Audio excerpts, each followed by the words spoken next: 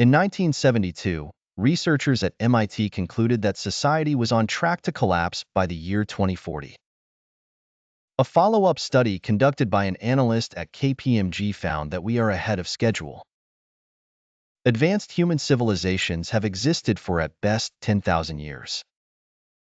In that time, many great empires rose from nothing and returned to nothing, leaving behind little more than artifacts and crumbling architecture. While it's hard for historians to definitively say what caused any of these particular collapses, the determining factors tend to fall into four broad categories: political issues, social and cultural issues, environmental issues, and economic issues. Any civilization that has been reduced to little more than an entry into a textbook fell through some combination of these four factors. Some were almost instantaneous, like the great city of Pompeii succumbing to the eruption of Mount Vesuvius.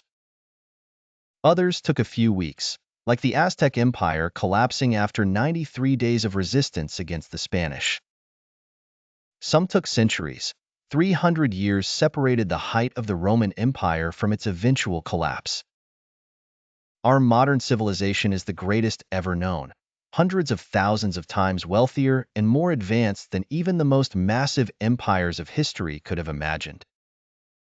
If you're reading this, you have access to the internet. If you have access to the internet, you have access to a source of knowledge that scholars and kings could not have dreamt of just 100 years ago.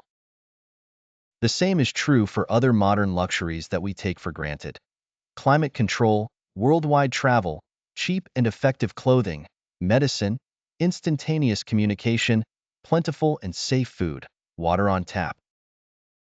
And even little luxuries like being able to listen to your favorite song whenever you feel like it. Yet our current path appears perilous. The MIT study, specifically titled "The Limits to Growth," primarily explored if our current usage of the world's resources was sustainable.